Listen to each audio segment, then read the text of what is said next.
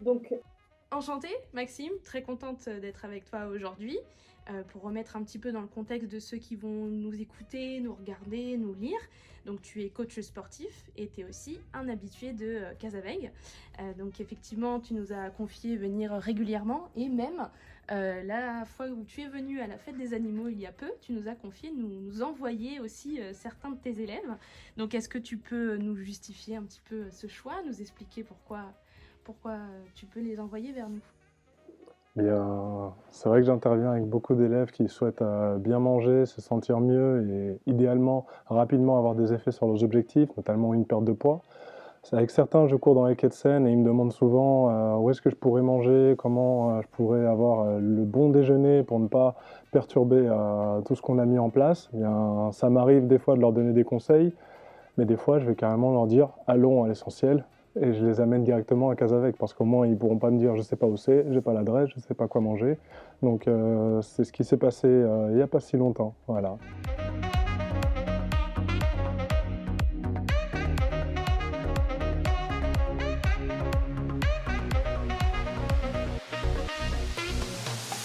Très bien, super, bah c'est très avantageux pour nous, ça nous fait plaisir.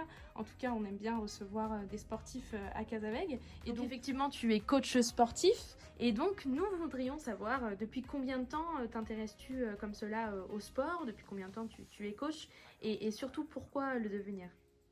Alors je suis coach depuis maintenant plus de 10 ans, depuis le plus jeune âge, hein, j'adore le sport, je suis passionné d'activité physique, dépassement de soi. J'ai eu la chance d'avoir la possibilité de faire le sport, l'activité physique, ma passion.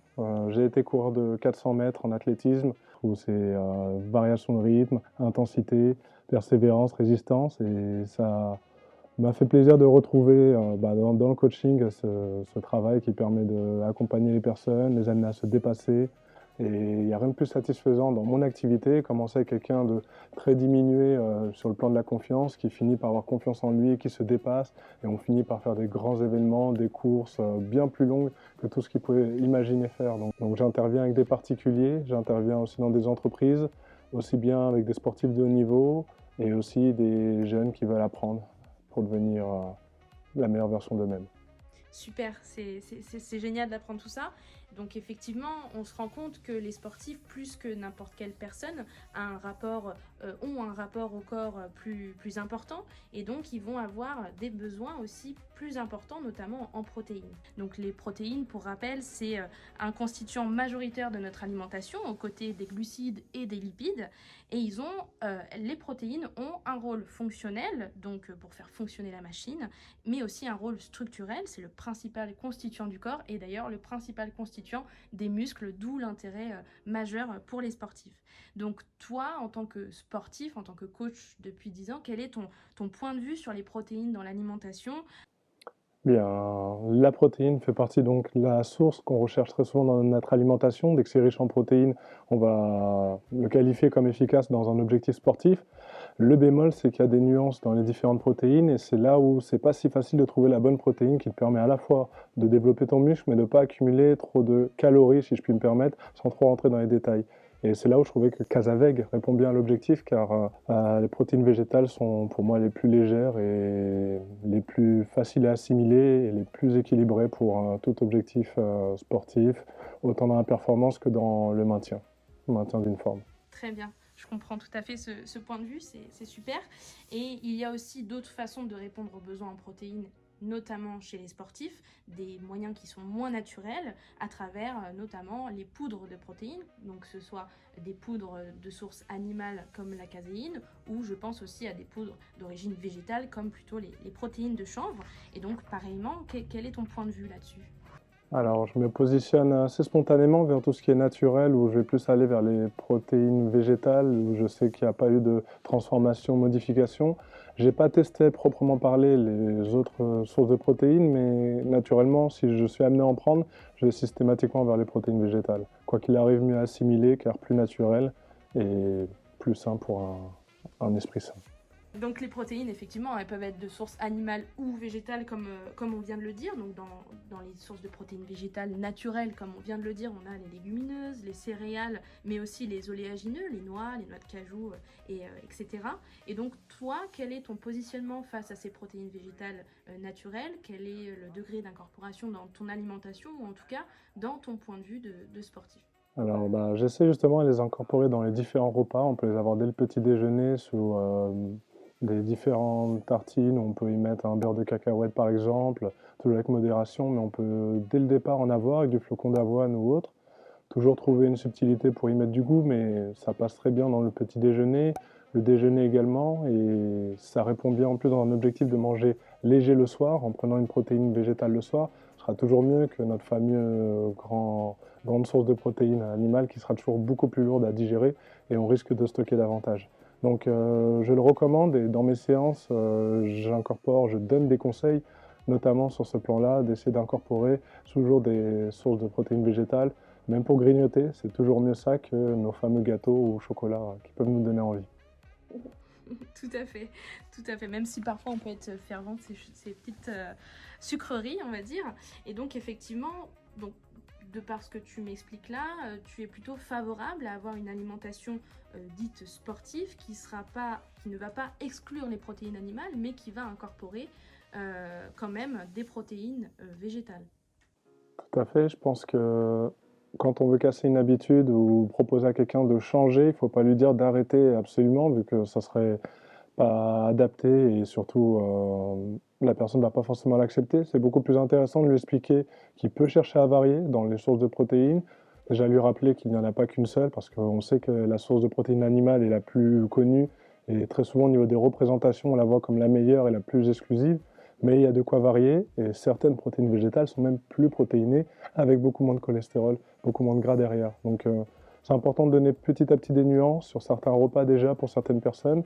Et voilà, on a toujours de quoi améliorer nos repas, mais ça passe très souvent justement par ces protéines végétales. Tout à fait, c'est très intéressant le point du cholestérol et des graisses qui sont apportées par les sources de protéines animales.